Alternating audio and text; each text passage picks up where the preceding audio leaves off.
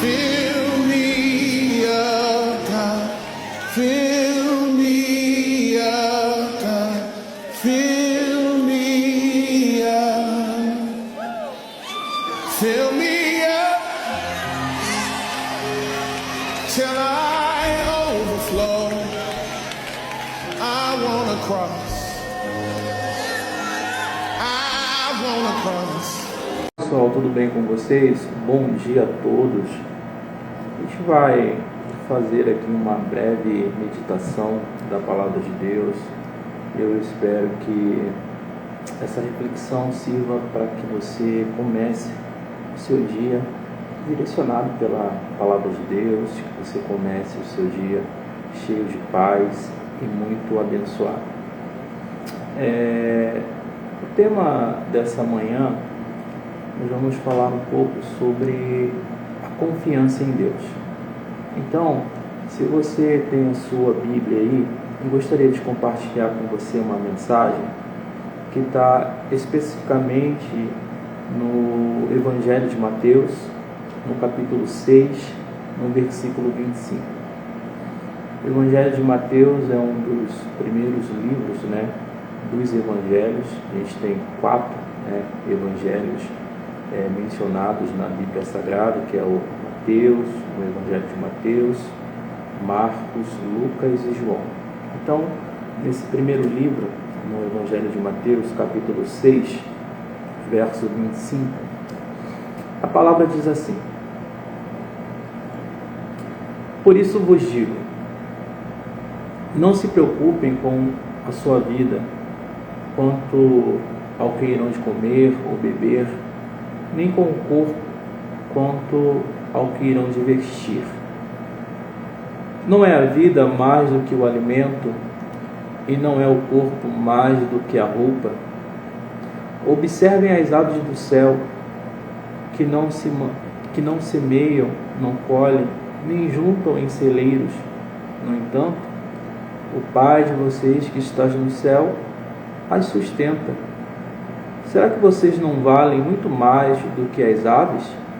Quem de vocês, por mais que se preocupem, pode acrescentar um côvado ao curso da sua vida? E por que se preocupam com o que vão de vestir? Observem como crescem os lírios do campo. Eles não trabalham, nem fiam. Eu, porém, afirmo a vocês que nem Salomão, em toda a sua glória, se vestiu como qualquer deles. Ora, se Deus veste assim a erva do campo, que hoje existe e amanhã é lançada no forno, não fará muito mais por vocês, homens de pequena fé? Portanto, não se preocupem dizendo: que comeremos, que vestiremos, porque os gentios é que preocupam com essas coisas. O Pai de vocês que está no céu sabe que vocês precisam de todas elas, mas busquem em primeiro lugar o reino de Deus e a sua justiça, e todas estas coisas lhe serão acrescentadas. Pois bem, essa passagem é uma passagem muito interessante e excepcional, que é relatada aqui no Evangelho de Mateus. Só como embasamento histórico, o Evangelho de Mateus ele é escrito pelo próprio personagem Mateus ou Levi. Esse foi um homem que, enquanto estava exercendo o seu trabalho, estava exercendo o seu ofício de publicano, ali colhendo os impostos, ele era um servidor de Roma, funcionário de Roma. Ele foi escolhido por Jesus para poder fazer parte ali da sua cruzada, para fazer parte e ser um dos seus discípulos. Esse evangelho ele foi escrito aí por volta da segunda metade do primeiro século, entre o ano 70 e 90 depois da morte e ressurreição de Jesus Cristo. E é interessante que o Evangelho de Mateus, ele foi direcionado, né, ou seja, ele foi escrito para o povo judeu. Então foi um livro direcionado para mostrar para aqueles judeus que de fato Jesus ele era o Messias, né, tão esperado. Então a gente vai ver o livro de Mateus mencionando diversas profecias que comprovam e validam que Jesus de fato era o Filho de Deus, como por exemplo a profecia, né, que está relatada no capítulo 2, versículo 15 de Mateus, que ele menciona também a profecia de Oséias, né? Oséias capítulo 11, versículo 1, que quando fala que do Egito, né, vos chamei, ou do Egito chamei o meu filho, que é quando Jesus ele sai do Egito, né, e ele vai para Jerusalém. Também o livro de Mateus ele vai citar no capítulo 1, no verso 22 e 23 do Evangelho de Mateus, ele vai citar profecias de Isaías, capítulo 7, verso 14, falando que uma virgem ela conceberia um filho e daria um nome desse filho e o chamaria de Emanuel. Então, o que é importante frisar? Que o Evangelho de Mateus está sempre tentando provar, né, que Jesus Cristo é o Messias, que Jesus Cristo era o Filho de Deus, tão esperado, tão prometido, assim como já havia sido mencionado pelos profetas anteriores ao Novo Testamento. E o tema central desse livro é o reino dos céus. Então, Mateus ele vai descrever uma preocupação muito embasada, não nas coisas terrenas, não nas coisas superficiais, mas ele vai começar a descrever a preocupação de Jesus Cristo para ensinar as pessoas sobre o reino dos céus. E esse texto, onde lemos, é um texto que embasa esse tipo de ensinamento. Jesus, ele está demonstrando, querendo ensinar a confiança em Deus. E numa sociedade onde vivemos, onde estamos tão preocupados com coisas, preocupado com o trabalho, preocupado com as contas, preocupado com como vai ser o nosso amanhã, se teremos emprego, se vamos morar numa casa, num apartamento. Ou seja, essas preocupações que muitas vezes trazem ansiedade e angústia ao nosso coração, muitas vezes faz com que venhamos desviar o nosso foco, faz com que venhamos muitas vezes deixar de confiar nesse Deus. E é interessante que o texto, ele começa dizendo assim: por isso eu digo a vocês, não se preocupem com a sua vida quanto ao que irão de comer ou beber, nem com o corpo quanto ao que irão de vestir. Não é a vida mais do que o alimento, e não é o corpo mais do que a roupa? Observem as aves do céu, que não semeiam nem colhem, nem ajuntam em celeiros. No entanto, o Pai de vocês que está no céu a sustenta. Será que vocês não valem muito mais do que as aves? Então, é um ensinamento que Jesus está querendo ensinar aos seus discípulos e nos ensinar também. Então, a gente muitas vezes acorda já com aquele pensamento, aquela preocupação de tantas coisas que temos que fazer durante o dia, e quantas pessoas elas já acordam completamente ansiosas por terem uma série de coisas para fazer e não saberem por onde começar a executar essas tarefas. E aí muitas delas muitas vezes caem na procrastinação, outras acabam ficando frustradas porque acabam não conseguindo fazer nada. E diante de tantas necessidades, a gente muitas vezes se sente impotente. Às vezes a gente se sente completamente sem força, despreparado, porque parece que cada vez mais, né, a sociedade ela requer muito mais daquilo que, né, que temos para oferecer. Então parece que quanto mais você estuda, quanto mais você se capacita, mais você precisa se capacitar, mais você precisa se preparar, porque perante o mercado de trabalho você está sempre desqualificado, então você fica nessa necessidade incessante de ter que buscar sempre por alguma coisa, porque você sempre entra, né? Você sempre parece que você sempre está obsoleto diante das demandas da sociedade. Se você muitas vezes, né, tem uma relação, se você tem uma vida conjugal, parece que você sempre tem que estar, sabe, se doando, né, muito mais do que as suas capacidades ou muito mais do que aquilo que você muitas vezes prometeu. E aí as pessoas, às vezes, elas se sentem inseguras porque ao não fazer isso, parece que talvez a pessoa vai enjoar ou não vai querer ter ela por perto. Então a gente sempre está nessa busca de querer impressionar. Temos que sempre fazer algo para manter pessoas perto de nós. E isso é um ciclo sem fim, porque se você busca uma validação, se você busca sempre estar agradando as pessoas, você vai entrar num ciclo de ansiedade sem fim. Porque se tem se existe algo que acontece com a gente, é que nós não agradamos a todos. Sempre terá alguém que não vai gostar da nossa opinião, sempre terá alguém que não vai compartilhar dos nossos pensamentos, sempre haverá alguém que não vai compartilhar dos nossos desejos e das nossas vontades. Então, se a gente ficar nessa ideia frenética de que precisamos estar sempre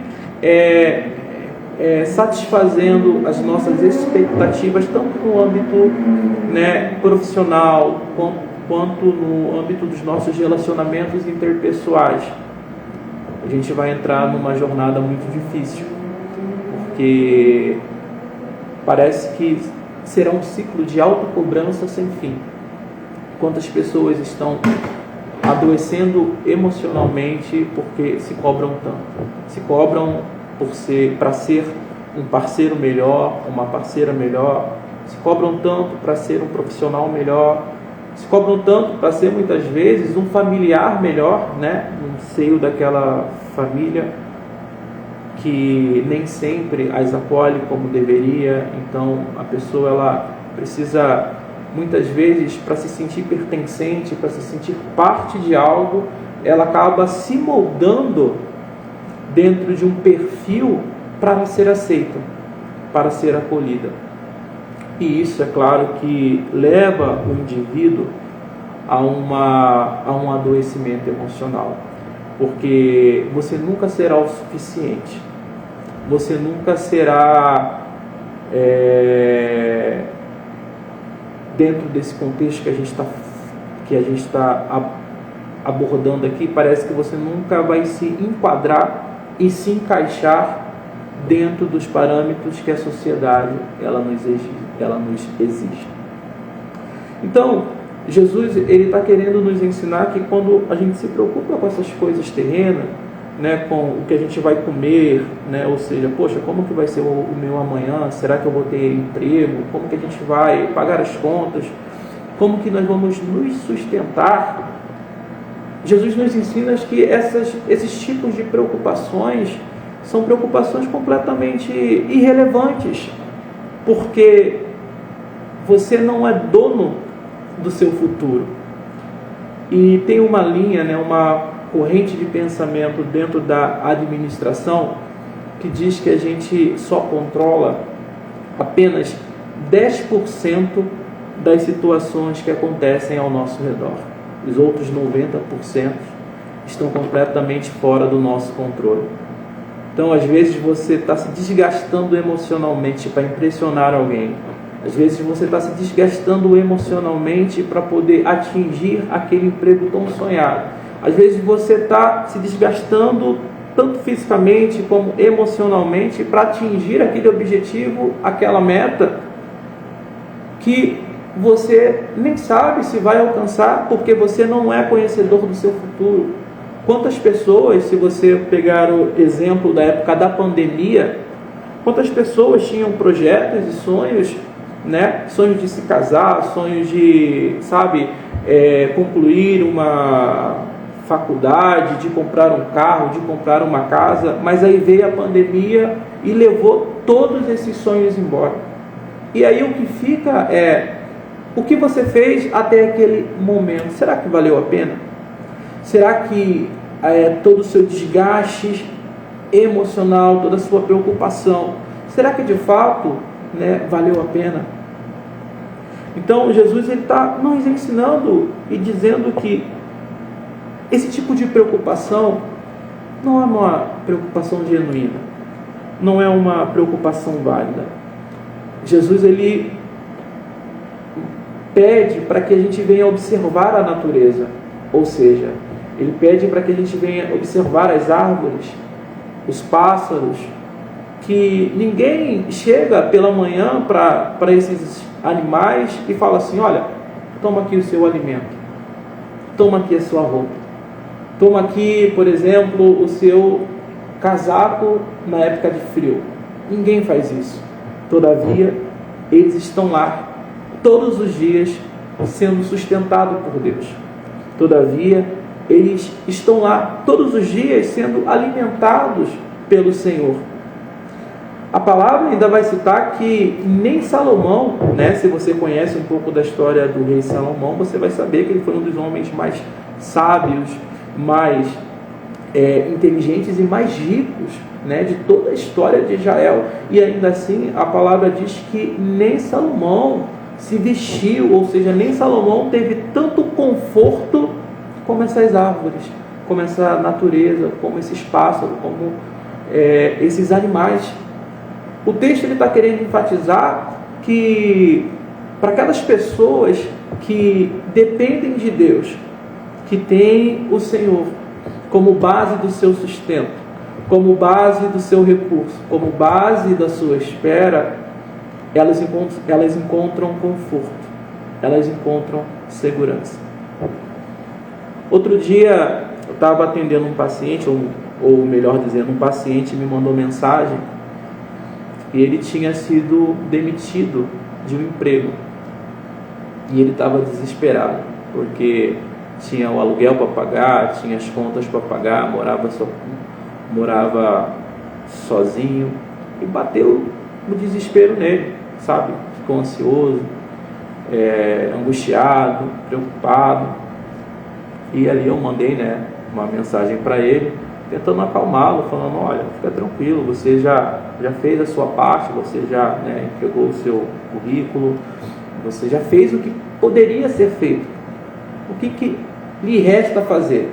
Vai descansar, aproveita esse período de férias, entre aspas, vai para a praia, vai jogar uma bola, vai se divertir, entendeu? E ele fez isso. 3 dias depois, ele já estava empregado novamente. Então, se você for perceber, do que valeu aquele desgaste emocional?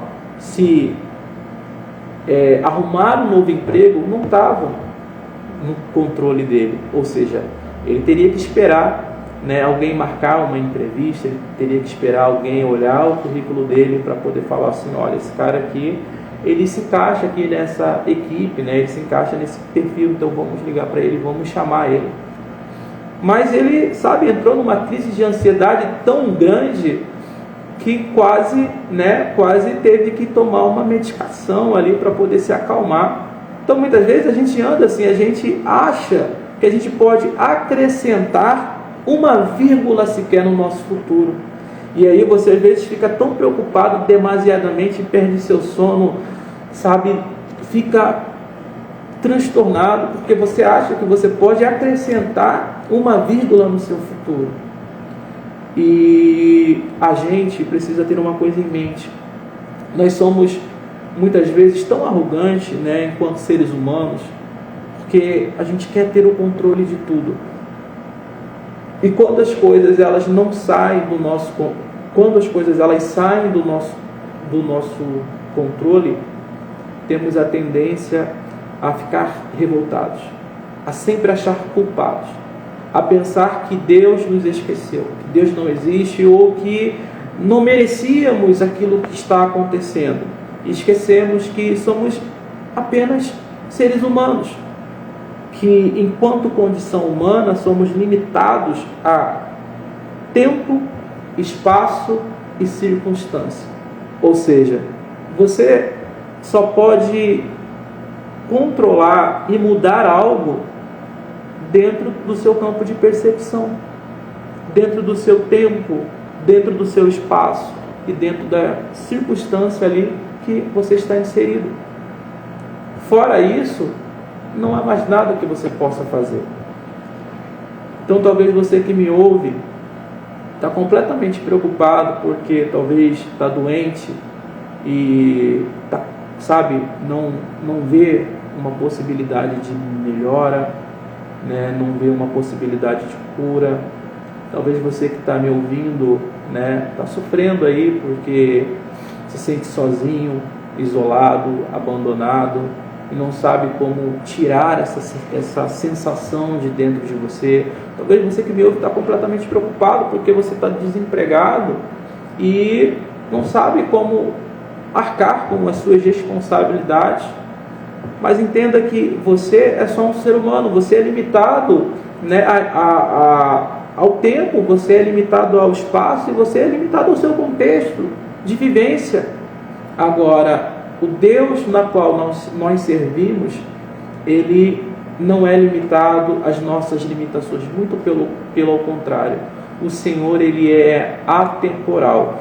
A palavra de Deus diz que Ele é o mesmo ontem, hoje e será eternamente. Então Ele não está limitado ao tempo. Ele também não está limitado à circunstância, Ele não está limitado à geografia. A palavra do Senhor diz que Ele é um Deus onisciente, né? Ele sabe de todas as coisas, Ele é onipresente, Ele está em todos os lugares ao mesmo tempo.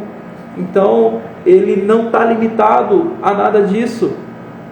Ele não está limitado ao espaço, Ele não está limitado ao contexto. Ou seja, Ele é capaz de enxergar tudo aquilo que você precisa, todas as suas necessidades. Ele é capaz de contemplar o seu futuro.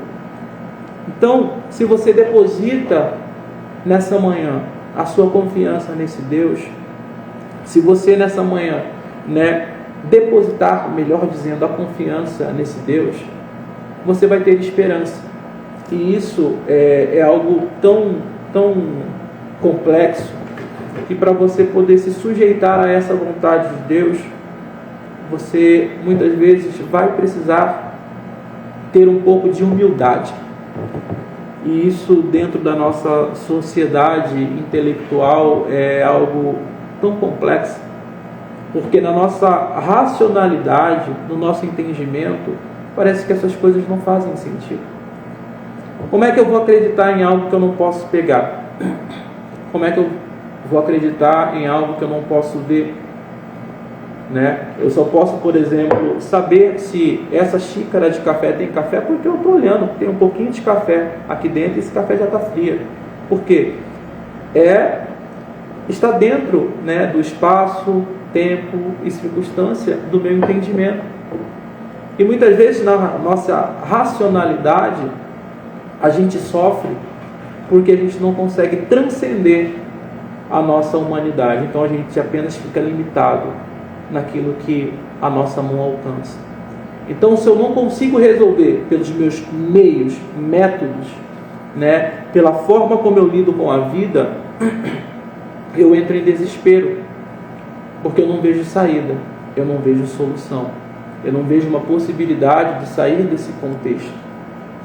No entanto, quando eu rompo a barreira da racionalidade e entendo que existe algo maior do que eu, que controla o universo, a natureza, o espaço, o tempo, as circunstâncias, eu posso ter fé e acreditar num amanhã completamente melhor, porque eu sei que existe alguém maior do que eu, muito mais poderoso do que eu, aonde a sua compreensão, sabe, não cabe ao ser humano defini-la. Eu posso acreditar e depositar todas as minhas confianças, porque com certeza essa divindade maior, ela tem o poder de mudar a minha circunstância. Um outro exemplo que esse texto ele vai mencionar, ele vai falar que nós não devemos ser como os gentios, né? Quem eram os gentios no contexto bíblico aqui? Eram aquelas pessoas que não tinham Deus como base, né, para suas vidas, ou seja, eram as pessoas que não acreditavam em Deus. Esses eram os gentios. Então, as pessoas que não acreditavam em Deus, elas tinham essa necessidade de se preocupar demasiadamente com o seu momento presente, com aquilo que iam comer, que iam beber, que iam vestir, com aquilo que, né, como iriam conduzir a sua vida. Então, quando as pessoas elas não têm Deus como base das suas vidas, elas estão limitadas a isso. Então elas precisam se preocupar, né, com o seu amanhã, porque nada as garante que o amanhã vai ser melhor. Então parece que elas têm que, sabe, se programarem, arquitetarem o seu amanhã para que nada dê errado, como se o ser humano ele pudesse fazer isso. Que nessa manhã você não seja como os gentios, que não tem uma esperança em algo maior. E por não ter essa esperança em algo maior, por não acreditar nesse Deus poderoso que controla os céus e a terra, você ficar completamente limitado àquilo que você pode fazer. E você, enquanto indivíduo, enquanto ser humano, é alguém completamente limitado. Você não pode lidar com uma doença, você não pode lidar com uma falta de emprego, você muitas vezes não pode lidar com a ausência de alguém, porque você é completamente limitado. Não tem como você controlar essas coisas. Então, a tendência sempre é você se desgastar emocionalmente e ficar ansioso, ficar completamente, demasiadamente preocupado, à medida que você acha que você está no controle da sua vida, que você se comporta como um gentio. À medida que você se comporta como esse gentio que a palavra do Senhor relata, você vai se desgastar emocionalmente com as preocupações do dia a dia. Só que Jesus nos ensina que não devemos ser como os gentios. Nós devemos depositar toda a nossa confiança em Deus. Porque um dos atributos de Deus, um dos nomes de Deus, melhor dizendo, um dos nomes do Senhor, se chama Jeová Jireh, né? Que na tradução da palavra significa o Deus provedor. Ou seja, Ele é o Deus que prove, né? Ele é o Deus que sustenta. Ele é o Deus que, enquanto o povo estava saindo do deserto, estava caminhando ali e lhe faltou alimento, o Senhor enviou o maná do céu. Quando chegava a noite, que no deserto de Israel é um frio completamente extremo, para que aqueles israelitas, aqueles hebreus não morressem de frio, o Senhor ele mandava uma coluna de fogo para aquecê-los. E quando amanhecia o dia, para que aqueles hebreus eles não morressem de calor, a nuvem da glória de Deus fazia sombra para eles caminharem. A passagem no livro do Êxodo diz que nem as sandálias dos pés daqueles hebreus desgastavam. Ou seja, o Deus que prove, Ele é o Deus que conhece cada uma das suas necessidades.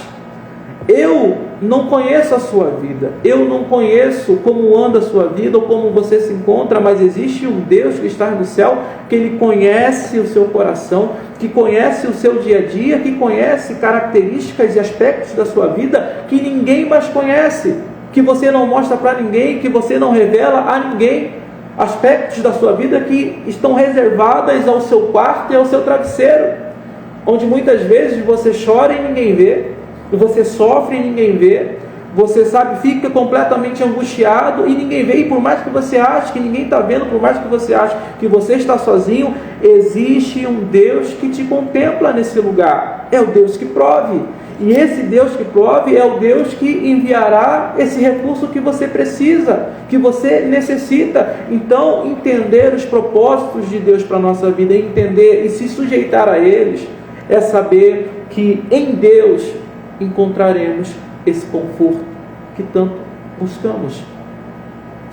E quando Deus ele fecha uma porta, eu não preciso me preocupar, porque por mais que na minha perspectiva aquilo seja algo completamente ruim, por mais que na minha perspectiva aquilo seja algo que, poxa, eu queria tanto essa porta aberta, essa oportunidade, mas não deu certo, eu sei que uma porta se fecha para que uma outra porta melhor se abra, uma porta que está dentro não dos meus planos, nem daquilo que eu acredito que seja o melhor para mim, mas sim dentro daquilo que está sendo estabelecido por Deus, porque a melhor coisa nessa vida é estar debaixo da vontade de Deus. E para concluir essa reflexão de hoje, a palavra ela vai mencionar que devemos buscar como prioridade o reino de Deus, né? Então o texto ele enfatiza que devemos buscar o reino de Deus. O texto diz assim: o Pai de vocês que está no céu sabe o que vocês precisam de todas elas, mas busquem em primeiro lugar o reino de Deus e a sua justiça, e todas essas coisas serão acrescentadas. O que é buscar o reino de Deus? Buscar o reino de Deus é você ter o Senhor como prioridade máxima da sua vida.